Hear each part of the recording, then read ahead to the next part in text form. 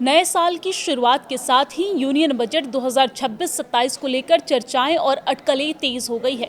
Budget 2026-27 के करीब आते ही देश भर के टैक्स पेयर्स की उम्मीदें फिर से परवान चढ़ने लगी है। हर बजट में लोगों की नज़र सबसे ज़्यादा वित्त मंत्री के टैक्स वाले ऐलान पर ही रहती है। खासकर नौकरी पेशा और मिडिल क्लास के लिए इनकम टैक्स से जुड़ी घोषणाएं सबसे अहम होती है और यही वजह है कि बजट 2026 को लेकर टैक्स पेयर्स की उम्मीदें इस बार फिर से कुछ ज्यादा ही बढ़ गई है।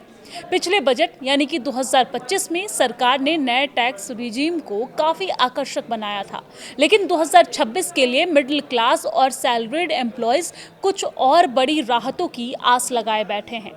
दरअसल 1 फरवरी 2026 को पेश होने वाला ये बजट मोदी सरकार 3.0 का तीसरा पूर्ण बजट होगा। यूनियन बजट 26-27 इसलिए भी खास है क्योंकि ये नया इनकम टैक्स कानून लागू होने से पहले आखिरी पूरा बजट होगा। सरकार 1 अप्रैल 2026 से पुराने करीब 60 साल पुराने टैक्स कानून की जगह नया इनकम टैक्स एक्ट 2025 लागू करने जा रही है और ऐसे में ये बजट आने वाले टैक्स सिस्टम की दिशा तय कर सकता है।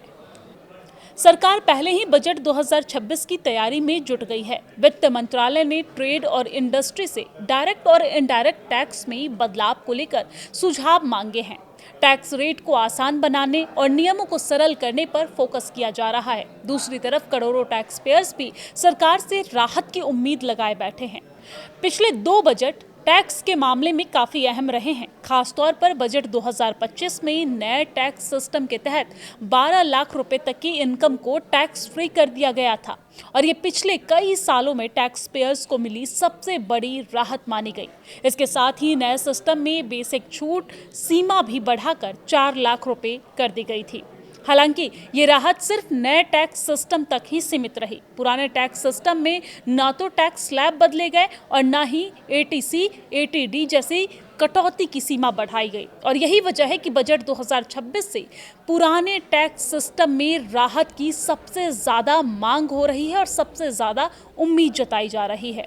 अब यहाँ पर हम आपको बजट 2026-27 के लिए 5 सबसे ज़रूरी इनकम टैक्स बदलाव के बारे में बताने जा रहे हैं, जिसका टैक्स पेयर्स बेसब्री से इंतज़ार कर रहे हैं।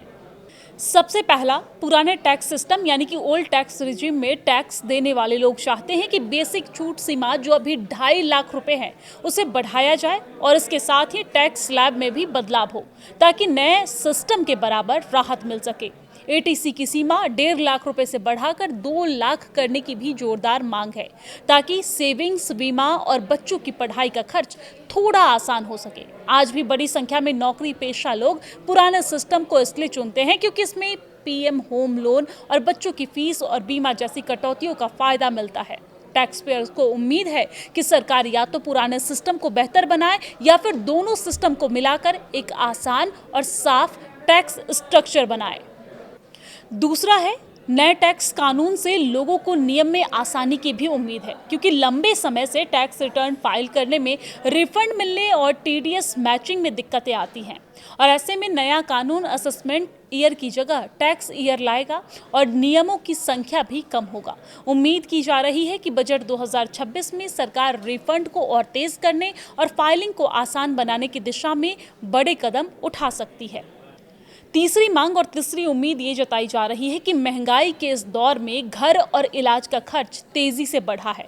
टैक्स पेयर्स चाहते हैं कि नए टैक्स सिस्टम में भी कुछ ज़रूरी खर्चों पर छूट दी जाए।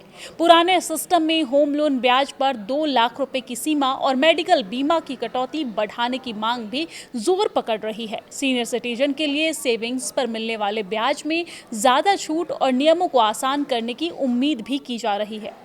और चौथा मांग ये है और चौथी उम्मीद ये जताई जा रही है कि कैपिटल गेन टैक्स को लेकर भी लोगों को आसान नियम चाहिए।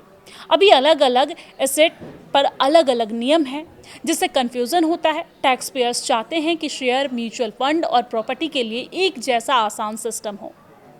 और पांचवा है, डिजिटल एसेट जैसे क्रिप्टो और विदेशी इनकम को लेकर भी साफ नियमों की ज़रूरत महसूस की जा रही है इस वक्त।